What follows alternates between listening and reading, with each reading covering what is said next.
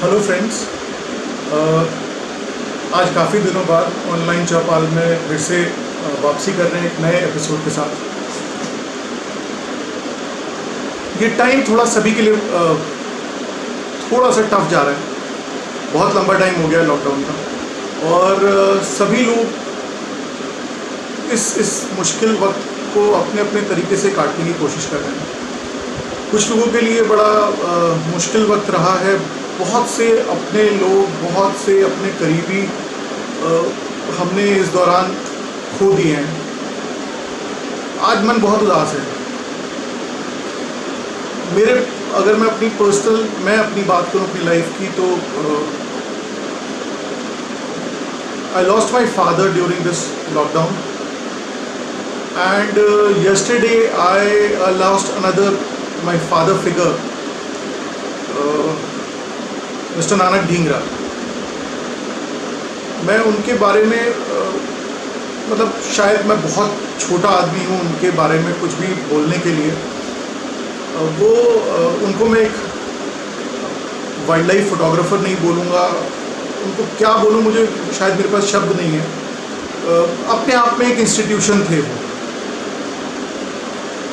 अगर कोई फ़ोटोग्राफ़ी में, वाइल्ड लाइफ फ़ोटोग्राफ़ी में मतलब कुछ सीखना चाहता है तो आई थिंक वो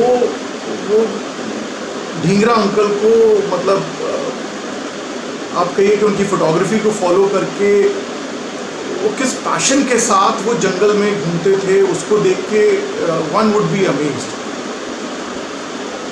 मेरा जो इंट्रोडक्शन ढींगरा अंकल से हुआ था दैट वाज लॉन्ग बैक, जब मैंने कॉर्बेट जाना शुरू किया था। आई थिंक बहुत स्टार्टिंग डेज थे। वो इंसिडेंट आज भी मेरे को याद है।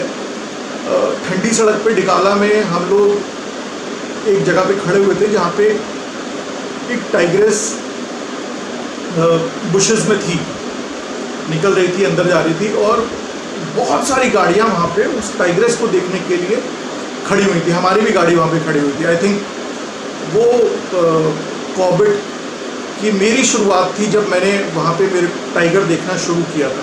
तो हमारी गाड़ी भी खड़ी हुई थी और मेरे साथ आई रिमेंबर साइम भी था, मेरा कज़न। हम लोग बड़े एक्साइटेड थे कि टाइगर वहाँ पे है और हम लोग कभी उसकी नाक, कभी आँख, कभी पूँछ उसकी देख पा रहे थे। हमारे लिए वही बहुत बड़ी बात थी। और सारी गाड़ियाँ वहाँ खड़ी हुई हैं इंतज़ार में कि कब टाइगर निकल के आएगा। तभी एक जिप्सी आती है, वहाँ रुकती है, पूछते हैं, उसमें एक शख्स बैठे हुए हैं, अकेले जिप्सी में बैठे हुए थे, और वो पूछते हैं कि क्या हो रहा है। तो हमने बोला कि यहाँ पे वो टाइगर है अंदर। उन्होंने कहा अच्छा। और वो अपने ड्राइवर से कहते हैं कि चलो चलो यहाँ से जाओ, चलते हैं।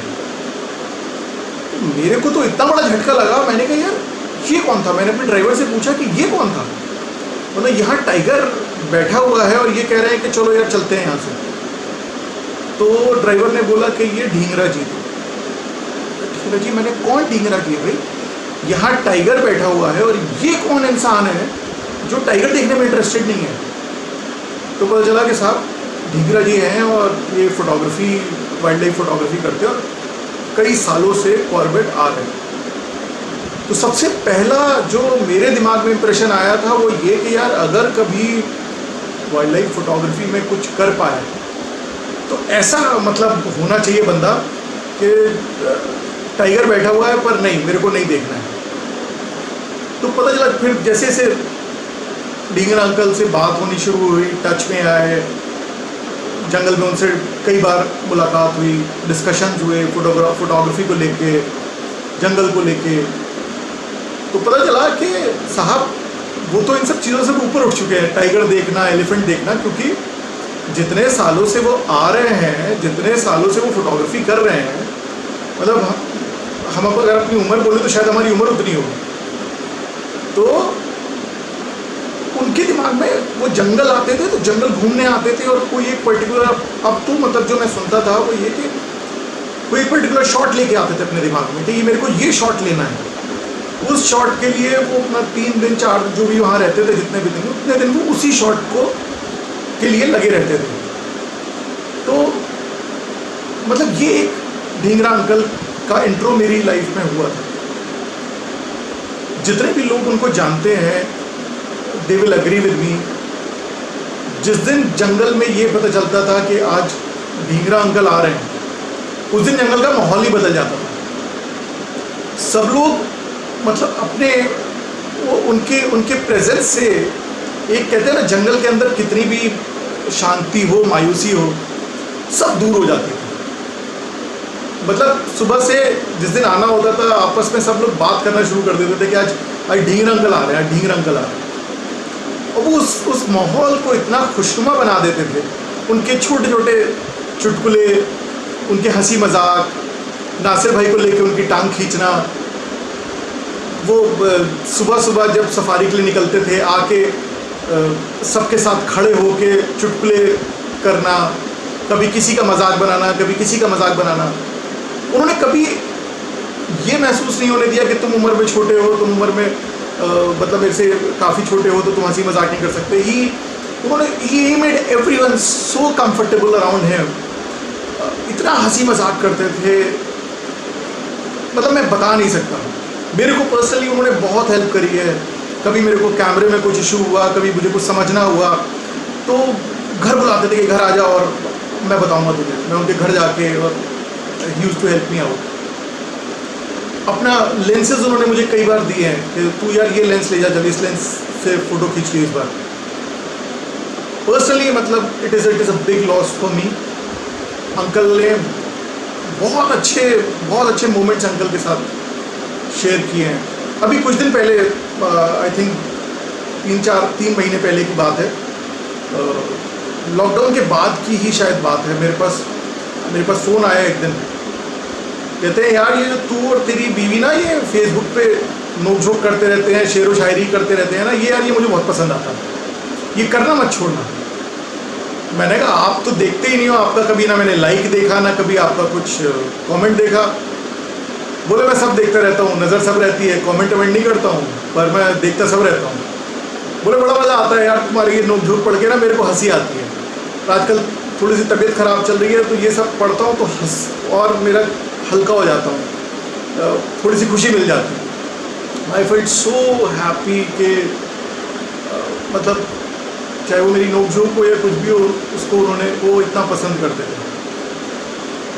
इतना बड़ा दिल था, मतलब आप उनसे कोई भी चीज़ बोलिए, अगर उनके पास होती थी तो एक बार भी देने से के लिए मतलब सोचते नहीं थे कि यार ये मैं दे रहा हूँ। He has given me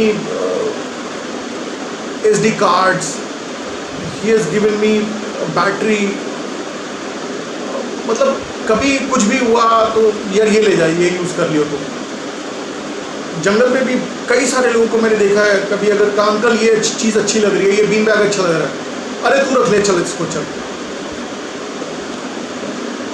guides, driver, सबके लिए कुछ ना कुछ, जब भी जाते थे तो कुछ ना कुछ लेके जाना।